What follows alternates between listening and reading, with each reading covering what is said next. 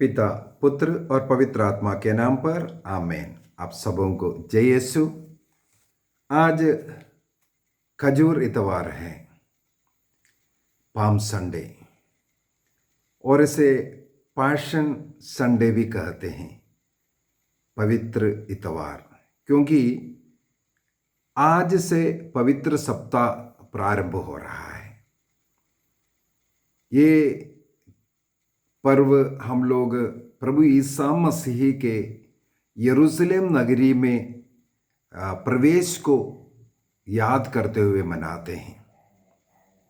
यदि मत्ती का सुसमाचार, मार्कुस का सुसमाचार एवं लूकस के सुसमाचार हम पढ़ेंगे तो प्रभु ईसा मसीह एक सफ़र कर रहे थे। उनका सफ़र गलीलिया से प्रारंभ होकर यरूशलेम में समाप्त होता है। तो अब तक वो सफ़र करते करते आखिरी में मानव जाति के पापों का प्रायश्चित कर क्रूस में मृत्यु के लिए वह एक राजकीय प्रवेश यरूशलेम में करते हैं। उस यरूशलेम के उनके उस प्रवेश को आज खजूर इतवार के रूप में मनाते हैं। इसको खजूर इतवार बोलने के पीछे का कारण भी है। यूहन्ना के सुसमाचार उसके अध्याय 12 के अंदर लिखा है, लोगों ने अपने हाथों पर खजूर लेते हुए प्रभु का स्वागत किया, उनका जय जयकार कर रहे थे। अन्य सुसमाचारों में लिखा है, वृक्षों का डालियां वे लोग उठाए हुए थे और सड़क पर बिछा रहे थे, अपने वस्त्र को बिछाया। इस प्रकार एक विजयी राजा का स्वागत जिस प्रकार करते हैं, उसी प्रकार प्रभु ईसा मसीह का स्वागत यरूशलेम में करते हैं। लोग उनके आगे आगे उनकी जय जयकार करते हुए चल रहे थे और साथ ही साथ लोग अपने वस्त्र उतार कर करके सड़क पर डाल रहे थे। और ईसा मसीह स्वयं एक विजयी राजा के रूप में, उसी प्रकार एक शांति के राजा के रूप में वह एक गधा पर बैठ करके सवार हो रहे थे। ईसा मसीह के जन्म के करीब 740 वर्ष पूर्व नबी जकरियस ने इसकी घोषणा किया था। हम लोग पढ़ेंगे जकरियस का ग्रंथ अध्याय 9 वाक्य 9, जकरियस चैप्टर 9 वर्स 9। वहां पर हम लोग पढ़ते हैं, सियोन की पुत्री आनंद मना, यरूशलेम की पुत्री जय जयकार कर, देख तेरा राजा तेरे पास आ रहे हैं। वह न्यायी और विजयी है, वह विनम्र है, वह गदह पर, बछड़े पर, गदही के बच्चे पर सवार है। ईसा मसीह के जन्म से 740 वर्ष पूर्व ईसा मसीह के यरूशलेम प्रवेश के रूप में भविष्यवाणी हुई, वो आज पूरा किया गया है। और उसी प्रकार स्तोत्र ग्रंथ में भी है, नबी इसहाक का ग्रंथ में भी है, ईसा मसीह का इस प्रवेश के विषय में और उनकी जय जयकार करने के विषय में वही गीत वे लोग गा रहे थे जो स्तोत्र ग्रंथ में है। तो जो भविष्यवाणियां जो हुआ है वो इस प्रकार ईसा मसीह में पूरा हुआ है। अभी इस खजूर इतवार में हम लोगों को कुछ बातों पर मनन चिंतन करने की जरूरत है। ईसा मसीह संसार में आया मानव जाति के पापों का प्रायश्चित करना और मनुष्य को ईश्वर से मेल कराना। वो पापों का प्रायश्चित कर पापों को नष्ट करना जरूरी है, मानव जाति को ईश्वर से मेल कराने के लिए, अर्थात उन्हें स्वर्ग राज्य के योग्य बनाने के लिए। इस समझ से करीब 33 सालों तक लोगों के बीच में सेवा कार्य करते हुए रहा। अभी सबसे बड़ा प्यार दिखाने का, अर्थात मानव जाति के लिए अपना प्राण अर्पित करते हुए पापों का प्रायश्चित करने का समय हुआ। इसलिए आज से हम लोग पुण्य सप्ताह कहते हैं। प्रभु ईसा मसीह के उन दुखों का और उनका क्रूस उठाना, मृत्यु दफनना और मृत्यु से विजयी होकर तीसरे दिन पुनर्जीवित होना, ईस्टर मनाना। अगला सप्ताह ईस्टर है। और योहन के सुसमाचार उसके अध्याय 12 वाक्य 1 को अगर हम पढ़ेंगे, वहां पर लिखा हुआ है, पास्का पर्व से 6 दिन पहले ईसा मसीह बथानिया आते हैं, लाजर के घर में आते हैं। वहां पर लाजर के घर में किस प्रकार उनके लिए दावत दिया गया, ये सब वहां पर वर्णन है। इसके बाद वाक्य 12 में लिखा है, जॉन चैप्टर 12 वर्स 12 में, अगला दिन, अर्थात पहले लिखा है 6 दिन पहले, इसका मतलब हो गया अगले दिन का मतलब हो गया 5 दिन पहले ईसा मसीह का ये यरूशलेम प्रवेश हुआ करके योहन के सुसमाचार के अनुसार लिखा हुआ है। तो पास्का पर्व के 5 दिन पूर्व में ईसा मसीह यरूशलेम मंदिर में प्रवेश करते हैं। योहन के सुसमाचार के अनुसार अध्याय 2 के अंदर ही हम लोग देखते हैं, काना के विवाह भोज के बाद वो सीधा एक चमत्कार, इसके बाद सीधा यरूशलेम मंदिर जाते हैं। वहाँ मंदिर में जो सामान भेजने वाले और जो व्यापारी लोग हैं, भेड़ बकरियों को बेचने वाले, ऐसे ऐसे लोगों को वहाँ से बाहर निकालता है। उस मंदिर पर कब्जा करते हैं। एक प्रकार से बोले तो ये मेरा पिता का मंदिर है, इससे लुटेरों का स्थान, व्यापार करने का स्थान नहीं। यहां पर हमें मनन चिंतन थोड़ा करना चाहे।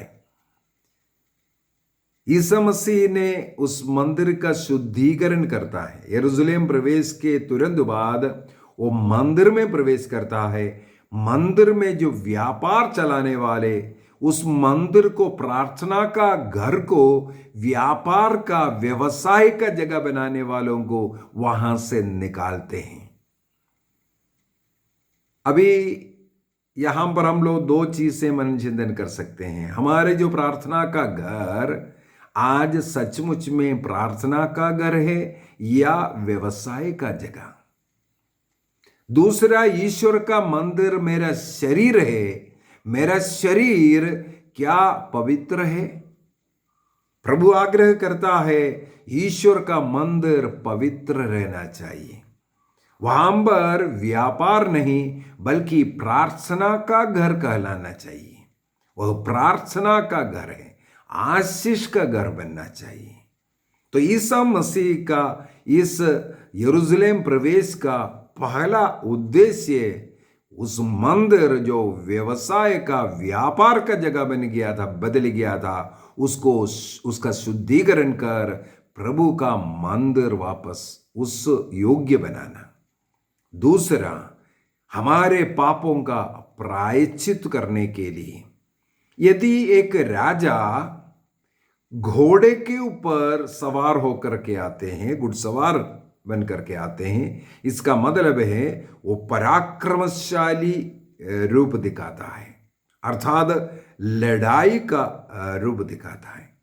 और वह यदि गधा के ऊपर बैठ करके आता है, वो एक शांति का दूध लेकर के आने वाला है। ईसा मसीह गधा के ऊपर बैठने का मतलब है वो एक शांति का राजा है, विनम्र राजा है। ईसा मसीह ने अपने को विनम्र करते हुए शांति लेकर के आया है, इसका संदेश देते हैं। हमारे जीवन में ईसा मसीह को हमें स्वागत करना है, हमारे घर में स्वागत करना है, हमारे समाज में, हमारे गिरजा में, हमारे कलीसिया में हमें स्वागत करना है, ताकि हमारे घर में, हमारे जीवन में, हमारे कलीसिया में, हमारे देश में शांति रहे, क्योंकि वह शांति का राजा है। उस शांति का राजा को हमें अपने जीवन में स्वागत करना है। अगला एक और पॉइंट है, जब ईसा मसीह को लेकर के जा रहे थे, वो गधे के ऊपर बैठ कर सवार हो रहे थे, तब शिष्य लोग ऊंचे ऊंचे आवाज में प्रभु की स्तुति कर रहा था। विशेष रूप से होसन्ना गा रहे थे। होसन्ना का मतलब प्रभु हमें बचाइए, लेकिन प्रभु की महिमा में ये गा रहे थे। तब यहूदी लोग इसको उनको अच्छा नहीं लग रहा था। प्रभु से कहा, इनसे कहो, तुम्हारे शिष्यों से कहो चुप रहने के लिए। तो मसीह कहते हैं, यदि ये चुप रहे, ये पत्थर भी बोल उठेगा। अर्थात मसीह का, ईसा मसीह की जो स्तुति आराधना जो करना है, हमें दिल से करना है, किसी को भी डर करके नहीं करना है, हमें हृदय से करना, जोर जोर से हमें प्रभु की स्तुति आराधना करना। प्रभु कहते हैं, यदि तुम मौन रहोगे तो पत्थर बोल उठेगी। पत्थर बोल उठने का जहां भूकंप होता है, वो आवाज आप सुनना। ऐसे ऐसे अवस्था जीवन में ना आवे, इसलिए प्रभु ने हमें जो जीवा दिया है वो प्रभु की स्तुति करने के लिए, उस जीव से जो प्रभु ने दिया है उसके द्वारा हमें प्रभु की स्तुति आराधना करना बहुत जरूरी है। और अगला जो एक पॉइंट है, जैसे मैंने बोला, राजा का स्वागत करने का एक तरीका, विजयी राजा का स्वागत करने का एक तरीका है, जो वृक्षों का पत्ता तोड़ करके रास्ते पर बिछाना और अपने वस्त्रों को उतार करके रास्ते पर बिछाना आदि। यदि हम लोग दूसरा राजाओं का ग्रंथ अध्याय 9 वाक्य 13 को पढ़ेंगे, वहां पर येहू को, जो नबी एलिया के द्वारा ईश्वर ने कहा था, हम लोग पढ़ सकते हैं, ईश्वर ने उन्हें अभिषेक करने के लिए चुना, राजा का अभिषेक करने के लिए, और नबी ने अपना एक सेवक को भेजकर येहू को ये सुसमाचार, ये राजा बनाने का खबर देता है। और येहू से अन्य लोगों ने पूछा, तुमसे वो क्या कहा है? पहले वो मना कर रहा था, इसके बाद उन्होंने कहा, वो ये संदेश दिया, ईश्वर मुझे राजा बनाया। तुरंत उन लोग चिल्ला उठा, येहू राजा है बोल करके उन लोग जोर जोर से उनका जय जयकार करने लगे, और वे उनका वस्त्र निकाल करके जहाँ येहू खड़ा है वहाँ पर उसको बिछाते हैं। अर्थात किसी राजा का स्वागत करने का एक तरीका है इस प्रकार कपड़ा बिछाना या वृक्षों का डालियां काट करके डालना आदि आदि। इसी प्रकार ईसा मसीह को यरूशलेम में राजा के रूप में स्वीकार किया, लेकिन राजा, पराक्रमशाली राजा के रूप में नहीं ईसा मसीह, बल्कि एक शांति के राजा और एक विनम्र व्यक्ति के रूप में ईसा मसीह वहां पर प्रवेश करते हैं। हमें भी इसी प्रकार अपने जीवन में, अपने हृदय में हमारा सब कुछ प्रभु को अर्पित करते हुए हमें प्रभु को हमारे जीवन में स्वागत करना है, हमारे घर में स्वागत करना है। यदि हम लोग राजाओं का पहला ग्रंथ अध्याय 6 वाक्य 29 को पढ़ेंगे, फर्स्ट किंग चैप्टर 6:29 को पढ़ेंगे, वहां पर जब सुलेमान ने ईश्वर के लिए मंदिर बनाया, उसको अलंकृत करने के लिए उन्होंने खजूर के रूपों को बनाया था। खजूर शांति का और प्रेम का और विजय का और अच्छाई का आदि चिन्ह है। इस प्रकार का नमूने बनाकर, चित्र बनाकर राजा सुलेमान ने जो मंदिर बनाया, उसमें जगह जगह खजूर का वृक्ष का चित्र बनाया था। तो हमारे जीवन में इस खजूर का क्या महत्व है? प्रभु की महिमा करने के लिए, प्रभु का आदर सम्मान करने के लिए, और प्रभु के लिए सुसज्जित रहने के लिए हम इसको इस्तेमाल करते हैं। और जब ये खजूर इतवार को मनाते वक्त खजूर के पत्तों का, डालियों का आशीष करना और इसके बाद एक जुलूस के रूप में चल करके मंदिर में प्रवेश करना, इस खजूर इतवार का कार्यक्रमों का एक मुख्य बात है, कार्य है।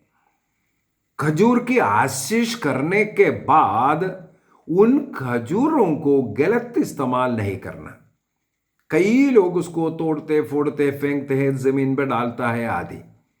एक बार पुरोहित द्वारा उस खजूर के पत्ते को आशीष देते हैं, इसके बाद वो एक पवित्र वस्तु बन जाते हैं। जैसे हम लोगों को मालूम है कलीसिया में 7 संस्कार है और अनेकों सैक्रामेंटल्स है। उदाहरण के लिए रोजरी जब हम खरीदते हैं, इसके बाद एक पुरोहित के पास ले जाकर उसको आशीष करवाते हैं। इसके बाद उसको हम पवित्र रूप से रखते हैं, क्योंकि वो पवित्र है। एक पुरोहित द्वारा उस पर जब आशीष पड़ गया, वो पवित्र वस्तु बन गया। उसका अंग्रेजी में कहते हैं सैक्रामेंटल्स, संस्कारिका हिंदी में कहते हैं। 7 संस्कार है और अनेकों संस्कारिका है, सैक्रामेंटल्स हैं। तो ये पत्ता एक बार पुरोहित आशीष दिया, इसके बाद वो संस्कारिका बन गया, सैक्रामेंटल बन गया। उसको हमें सही रूप से इस्तेमाल करना है। घर में अच्छे जगह पर ला करके, वेदी में ला करके उसको रखना, या अन्य हमारे दैनिक उपयोग के लिए कुछ चाहिए, उस प्रकार पवित्रता के लिए, अच्छाई के लिए हमें इसका इस्तेमाल करना है। उस पत्ते का, उस डाली का हमें आदर सम्मान देकर के रखना जरूरी है। उसके द्वारा हम प्रभु का आदर करते हैं। जिस प्रकार लोगों ने डालियां अपने हाथों में उठाकर जय जयकार किया, उन डालियों को आशीष किया हुआ उन डालियों को अपने घर में वेदी में ला करके रखते हैं। उसके द्वारा आप उस छोटी सी कार्य के द्वारा प्रभु की महिमा करते हैं। जिस प्रकार 2000 साल पहले लोगों ने उस डालियां उठा करके उनकी जय जयकार किया, हम अपने वेदी पर उसको लाकर रखेंगे और उसका कई प्रकार से इस्तेमाल भी करते हैं। कई लोग उसको पढ़ने वाला किताब में थोड़ा सा रखते हैं, और कई जो रोटी वगैरह बनाता है उसमें क्रूस का चिन्ह लगा करके उसको रखते हैं। ऐसे ऐसा कई कार्य उसके द्वारा करते हैं। और आखिरी में राख बुधवार के पहले उसको गिरजा में वापस करना है। कहीं यहाँ वहाँ गलत जगह पर नहीं डालना, क्योंकि उसी को जलाकर राख बुधवार के पहला दिन उसी को जला करके भस्म बनाता है, जिस राख को राख बुधवार के दिन हमारे माथे पर लगाता है। इसलिए उसको पवित्र रूप से रखना है। इसके बाद उसको लौटाना भी है। यदि घर में भी नष्ट करना है, अच्छी जगह पर उसको जलाना है। यहाँ वहाँ फेंकना ये गलत बात होता है, क्योंकि ये एक सैक्रामेंटल बन जाता है पुरोहित का आशीष के बाद। और प्रकाशना ग्रंथ अध्याय 7 वाक्य 9 को यदि हम पढ़ेंगे, रेवलेशन चैप्टर 7 वर्स 9, वहां पर सब लोगों को आखिरी दिन में उस मेमने प्रभु ईसा मसीह के विजय, हर्ष और उल्लास के साथ मनाना है। उस समय पर वहां पर लिखा हुआ है, सब भाषा भाषी लोग, सब राष्ट्रों के लोग एकत्रित होकर उस मेमने का जय जयकार करते हैं और उनके हाथ में खजूर के डालियां पकड़े हैं। अर्थात हम लोग देखते हैं प्रकाशना ग्रंथ में अंतिम दिन में उस विजयी राजा प्रभु ईसा मसीह का स्वागत सब भाषा भाषी राष्ट्र मिल करके उनका जय जयकार करता है इन डालियों के साथ। इसका मतलब है प्रभु मसीह का स्वागत करने के लिए इसको इस्तेमाल करते हैं। आज के उस पाठ के अंदर एक और बात मुझे अच्छा लगा, ये है ईसा मसीह जब उस गधे को लाने के लिए 2 शिष्य लोगों को भेजते हैं और उनको बोलते हैं तुम वहां पर जाओ, वहां बांधा हुआ मिलेगा, उसको लेकर के आना। अगर खोलते वक्त तो कोई पूछेगा तो बोलना प्रभु को इससे जरूरत है। ईसा मसीह स्वयं अपने को प्रभु बुलाने वाला एक जगह है। चारों सुसमाचार में इस घटना लिखा है, चारों सुसमाचार वालों ने इस शब्द का इस्तेमाल किया है। प्रभु स्वयं, ईसा मसीह स्वयं अपने को प्रभु कहता है। योहन के सुसमाचार अध्याय 13 वाक्य 13 में भी हम लोग देख सकते हैं, तुम लोग मुझे गुरु और प्रभु कहते हैं, हाँ मैं वही हूं। लेकिन यहां पर प्रभु स्वयं कहता है, अगर कोई पूछेगा तो इस गधा को इसलिए खोल रहे हैं, उसको प्रभु को जरूरत है, ये बोल करके खोल करके आना। वो भी एक बहुत सुंदर बात है। और आज इस शांति के राजा प्रभु ईसा मसीह को हमारे जीवन में स्वागत करते हुए, प्रभु हमारे जीवन में आया, हमारे जीवन में, हमारे परिवार में, हमारे देश में शांति होना चाहिए। तो शांति का राजा प्रभु ईसा मसीह का ये पर्व मनाते हुए, उनका जय जयकार करते हुए हमारे जीवन में, हमारे परिवार में, हमारे देश में, हमारे समुदाय में हमें शांति लाने का प्रयत्न करना है। लड़ाई झगड़ा, अन्य जो ईर्ष्या, जलन, ऐसी बातों को हमारे हृदय से, हमारे बीच से हमें निकालना है। हमारे परिवार में शांति हो। तो आप सबों को इस पाम संडे का सब प्रकार का आशीष अनुग्रह मिले, पिता, पुत्र और पवित्र आत्मा के नाम पर। आमीन। आप सबों को जय यीशु।